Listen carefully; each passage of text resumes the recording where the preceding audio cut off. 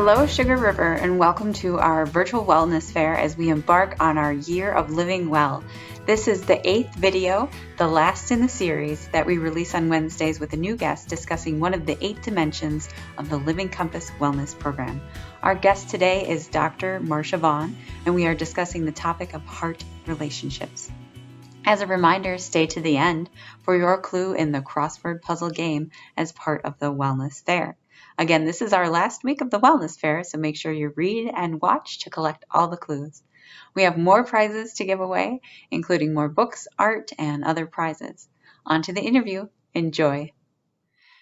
Hello, Sugar River. My name is Elizabeth Yanke, and I am joined here by Dr. Marsha Vaughn, professor at Adler University in Chicago, a licensed marriage and family therapist. And what else should we know about you, Dr. Vaughn? Hi, Elizabeth. Thanks for inviting me to do this. Like you said, I am a licensed marriage and family therapist, but I also have training as a hospital chaplain. And I am a transplanted Southerner, so the y'all might slip out. I am a sister, daughter, aunt, friend, hobby gardener, wannabe traveler, passport stamp collector. And just like I mentioned, pleased to be here to do this with you. Well, thank you so much. We are delighted to have you with us today. And we are discussing the topic of heart relationships as defined by the Living Compass Wellness Program.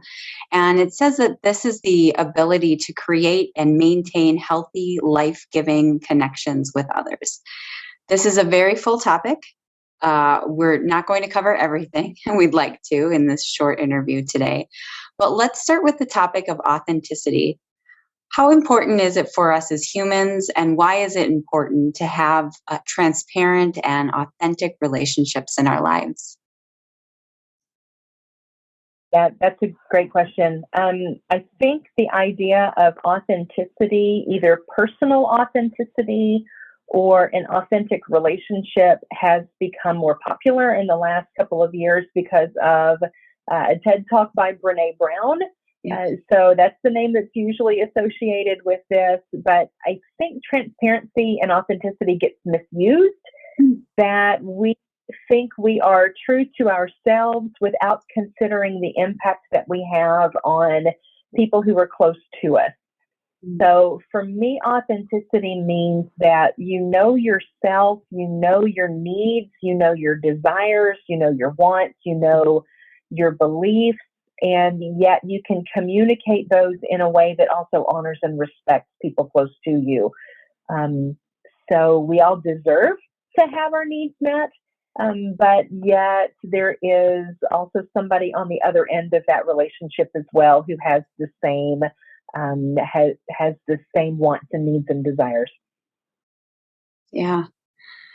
And in our relationships, it's also important for us to have that comfortability in vulnerability, right? You talked about we have these wants and needs. We have to be able to express those. And we've had a really tough couple of years here, and we've maybe fallen out of touch with people, and hopefully we'll be able soon to come out of our bubbles in the spring or the summer here, hopefully. And reconnect with people. How do we create more openness and be comfortable with vulnerability in the relationships as we re-engage with all of our friends and family? Mm-hmm. Yeah, I think we might be underestimating how difficult that's going to be. I think folks who have children in elementary school might be familiar with the social and emotional learning outcomes that a lot of public schools have around listening and developing empathy. And it's like, that's great for adults as well. So the tendency in the last few years, and probably even before that, has been to just hunker down. And we tend to cluster more with people who are like us. They believe the same things. They live close to us. They look like us. They have the same preferences as us. They have the same values as us. And so now that we even have to come back out of that little bubble and maybe engage even some of those people, we might find that they've changed. And so I think we need to start with, even just basic small talk, and just kind of dust off our ears a little bit and refresh our listening skills, especially for people who have been through some pretty traumatic things in the last couple of years. It might take some practice. It might take some mistakes.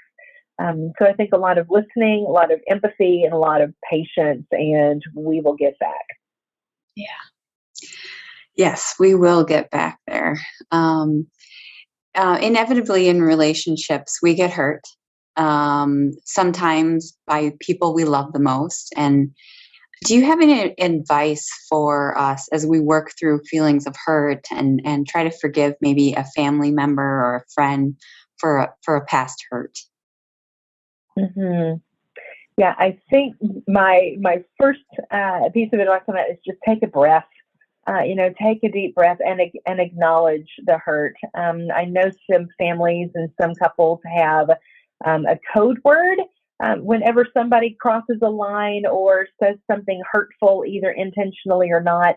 The other person will just say "ouch" as a signal that that there is some wound, whether it's verbal or even a facial expression like "ouch, that hurt." And that's a signal to kind of stop the conversation and address the hurt. But if you're not in a position to do that immediately, I think there's, take a breath, think it through. Is it something that's related to what's going on now? Or is this something that's been colored by past experience?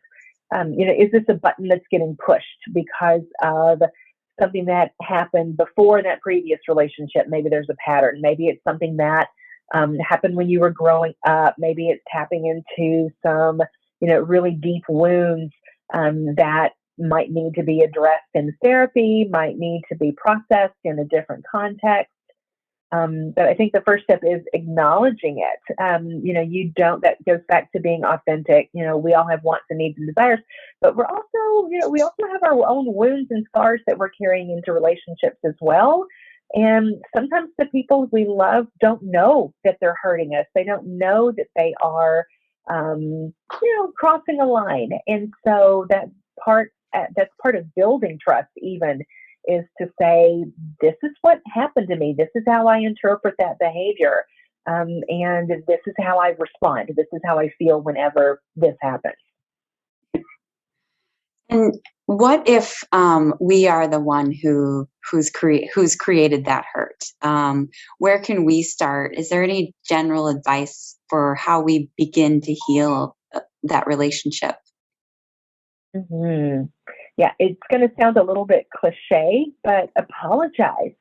And apologize well. I think we've all seen or maybe been on the receiving end of bad apologies where they don't really mean it.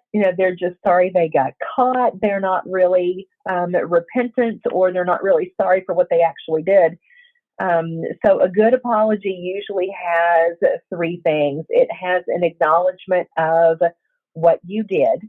It has an acknowledgement of how the other person reacted, whether, it's the feelings that are hurt, whether it's, physical pain, whether it's, some damage to the relationship, and then also what you will do to make it better in the short term. What are you going to do differently moving forward in the future? It's not, I'm sorry if, it's not, I'm sorry, but it's, I'm sorry I did this. I see that it hurt you, and here's what I will do differently moving forward. And if the other person isn't quite ready to accept that apology, that's okay. It doesn't negate the need for that. You give them space to work through, and that's how that trust is restored. Thank you. You make it sound so easy. Oh, yeah. Well, it's easy in a 15-minute video. Often, this is a years-long process. And even, Jesus acknowledged that when his disciples were asking about forgiveness, and that seven times, and they thought they were being all smug. And he's like, no, 77 times or 70 times 7, depending on your translation. But, most people recognize either cognitively or emotionally that forgiveness is not a one and done. It's a process. Restoring trust is not a one and done. It is a process that takes time, especially with people who are close to us, especially that we care about very deeply. Thank you for that. I'm going to switch gears for a minute. And as Christians, we often want to be helpful. We want to give as much as we can, but there's a need sometimes to say no, to have boundaries. How do we create healthy boundaries for ourselves and not feel worried about how others are going to react when we have to hold ourselves to those boundaries? Yeah. And I think it's kind of hard to not worry about how other people are going to react. Because often we're more concerned about letting people down, or like you said, we really want to be there to help and support and to give of our talents and our time. Yeah. But sometimes we just don't have it. Life does go in seasons. Sometimes you have it in you, sometimes you don't. Sometimes schedules allow for it, sometimes energy allows for it, and sometimes it doesn't. So I think it's also helpful on the receiving end of that no to respect it. If somebody tells you no, then don't push, don't persuade, don't, oh, come on, we really need you. So again, there's that relational aspect of setting a boundary, is that people on both sides need to respect it. But for the one who is struggling with saying no, I think it's okay to say no. It's also okay to say not yet or not right now. That maybe this is just not a good time. Maybe in a week, a month, a year, things will be a little bit different. And again, this is going to sound kind of cliche, but if you say yes and it's something that you're not really fully equipped or resourced or enthusiastic about doing, you're taking the place of somebody who could fill that spot a little bit better. And so if you're really wanting to be helpful, but it's not you, do you know somebody else who could also fill those shoes? Especially people who are involved in volunteering in ministry or volunteering at schools. And sometimes it's hard to walk away. But often, also other people who could do the same things that you could, and reach out to them. Maybe they'd be willing to step up. Yeah. Thank you. That's very helpful. I want to talk about unhealthy relationships for a minute. And there are times when we have these unhealthy relationships with others in our lives. And sometimes it's clear, and we have a relationship with someone who's taking advantage of us. And sometimes it's more complicated than that, like a friend who encourages or partakes in bad behavior with us. And I think we know when those things are happening, when it's unhealthy. But how do we take steps to confront that and work to change that relationship if it is worth saving? Mm-hmm. Yeah, and I think that's the tough decision, is when you see a relationship going in a direction that you don't like, but you still want to invest in it. Sometimes that's possible. So there's that option of knowing when a relationship is destructive or violent or abusive. You were talking about unhealthy relationships, and that's on a spectrum. So if a relationship is, if somebody is being abused or they are feeling unsafe, that's a whole different category. And I would suggest, everybody who is involved in a church to support your pastors and your ministry leaders in being trained in addressing some of those things and having resources, having community partnerships. But if you are looking for, a change in a relationship that maybe is not doing well, then again, I think it's one of those authentic, transparent, really uncomfortable conversations that's probably best held not in the heat of the moment or not in the aftermath of something that you don't like. Be very specific about what the problem is. Be very specific about the change that you would want to see. And again, make a commitment, be accountable for making some of those changes. Bring in help, bring in support. Again, consult a therapist, a trusted friend, a support group, a pastor, another family member who could walk with you through that, because it is not easy. Especially in these relationships that we do care about, that do get stuck in some of these patterns. sometimes it's a pretty big risk to think about giving it up altogether. Yeah.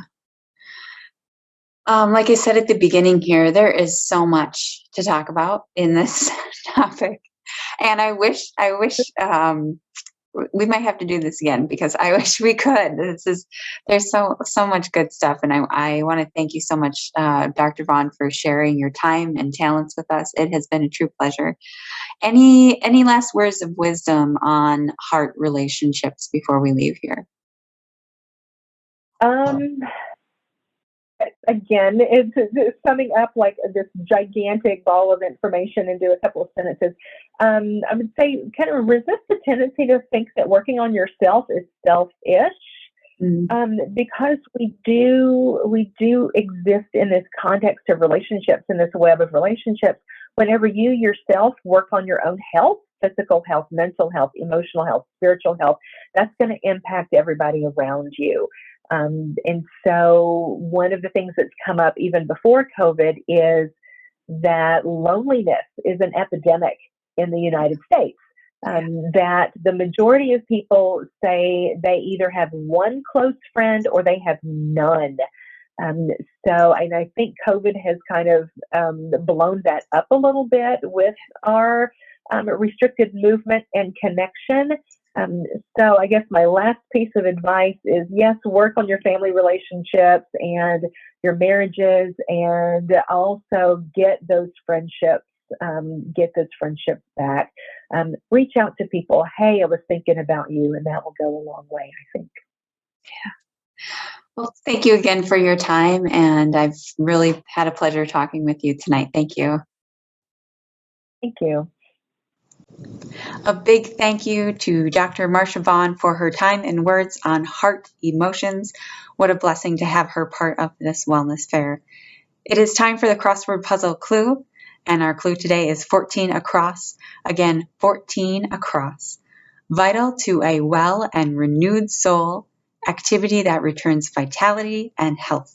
Again, vital to a well and renewed soul, activity that returns vitality and health. Again, find the crossword puzzle in the eSource along with another clue. Thursday's eSource will be the last clue of this series as we wrap up the Wellness Fair. Make sure you watch and read to collect all the clues from the 8 weeks of this fair, and turn in your complete puzzle for a chance to win prizes in the final drawing. You can turn in that puzzle on Sunday, March 6th, either in person at the Connection Center or via email by emailing wellness@sugarriverumc.org. Again, wellness@sugarriverumc.org. I want to say that it has been such a blessing personally for me to have hosted this wellness fair, and for your feedback and being able to minister to the Sugar River community. Thank you so much for watching and following along in the wellness fair. Don't forget to join us in person or online Sundays at 9:30 a.m. for our weekly worship. Thank you again for joining us in this adventure on the Year of Living Well.